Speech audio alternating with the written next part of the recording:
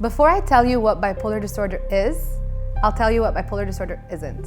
Bipolar disorder is not a person who is moody, is not a person who is constantly changing their mind, who's feeling hot one minute and cold the next. Bipolar disorder is not a person who's crazy, who's out of their mind, who can't be trusted, who you need to cut out of your life. That is what bipolar disorder is not. Now, what is bipolar disorder? The word bipolar means two bi-poles, two different ends of the mood spectrum.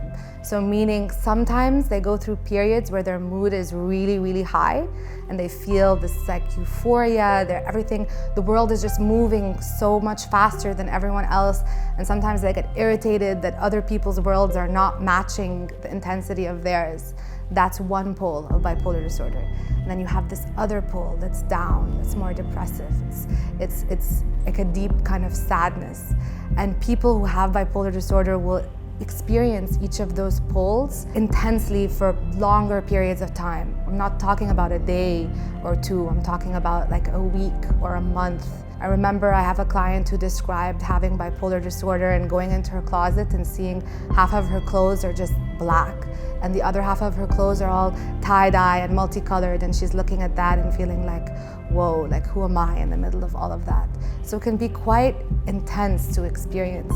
It can also come in a lot of different intensities too. So some people experience like a bipolar disorder that's really in your face, it's really obvious, and some people experience a bipolar disorder that's much more subtle.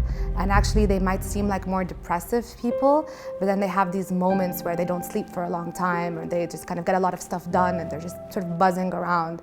So it sometimes goes unnoticed and it's often misdiagnosed. So that was a look at what bipolar is. And in our next video, we're going to talk about what do you do if you or someone you love has bipolar disorder.